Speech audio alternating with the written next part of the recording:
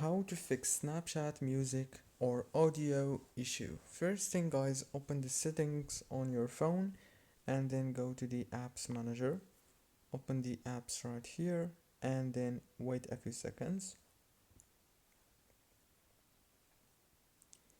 Scroll until you find Snapchat. Click on it, click on force stop.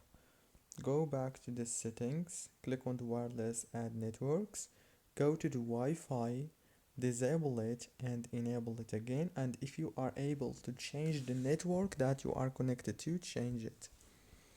Now go back to the home page, open the Play Store or the App Store if you have iPhone, search for Snapchat and update it. That's it guys, don't forget to like and subscribe, and thank you very much for watching this tutorial until the very end. See you later.